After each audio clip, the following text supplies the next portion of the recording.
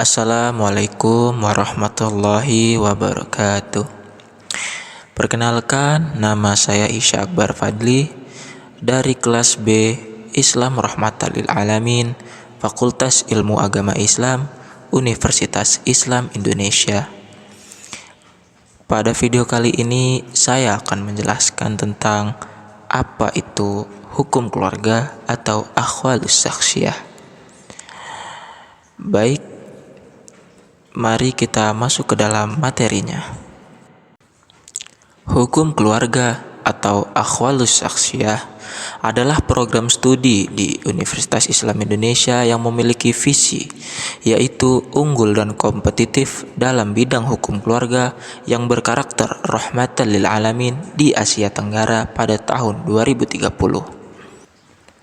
Hukum keluarga Islam adalah hukum yang mengatur kehidupan keluarga yang dimulai sejak awal pembentukan keluarga sampai dengan berakhirnya keluarga, yakni terjadi perceraian atau salah satu ada yang meninggal, yang termasuk masalah waris dan wakaf.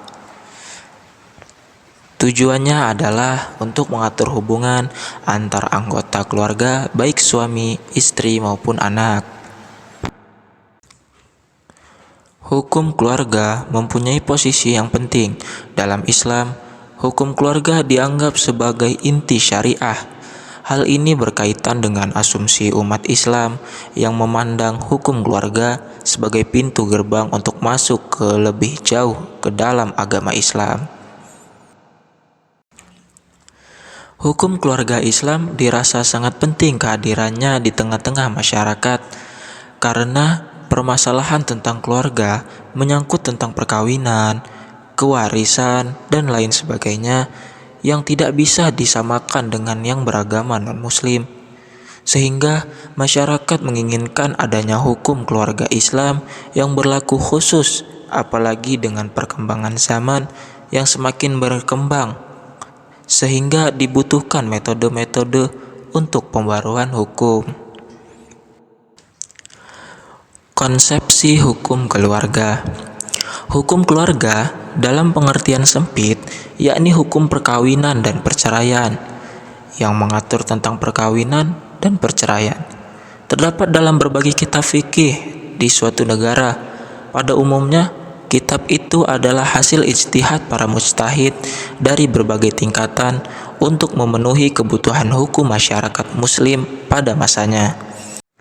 Hukum keluarga yang demikian dapat ditelusuri dalam kitab-kitab fikih berbagai mazhab seperti 4 mazhab dalam Sunni, yakni Hanafi, Maliki, Syafi'i, dan Hambali, dan 3 pada Syiah, yakni Itsna Asy'ari, Ismaili, dan Zaidi.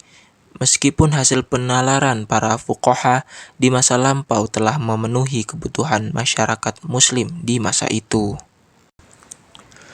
Hukum keluarga secara garis besar dapat dimaknai hukum mengatur tentang pertalian kekeluargaan. Pertalian kekeluargaan ini dapat terjadi karena pertalian darah ataupun terjadi karena adanya sebuah perkawinan. Hubungan keluarga ini sangat penting sebab terkait dengan hubungan orang tua dan anak, hukum waris, perwalian, serta pengampuan. Hukum keluarga diartikan sebagai keseluruhan peraturan yang mengatur tentang hubungan kekeluargaan. Maksud kekeluargaan di sini terdapat dalam 2 macam, yaitu pertama ditinjau dari hubungan darah dan yang kedua ditinjau dari hubungan perkawinan. Sumber hukum keluarga. Sumber hukum keluarga Islam adalah Al-Quran dan hadis. Kedua sumber tersebut kemudian digali yang hasilnya dapat berupa fikih, fatwa, dan bahkan peraturan perundang-undangan. Tidak diragukan lagi bahwa banyak fikih yang ditulis para ulama terkait dengan hukum keluarga Islam. Fikih yang berkaitan dengan perkawinan dan segala akibat hukumnya banyak terkodifikasi dalam fikih munafqahat. Sedangkan fikih yang terkait dengan pewarisan terkodifikasi dalam fikih mewaris.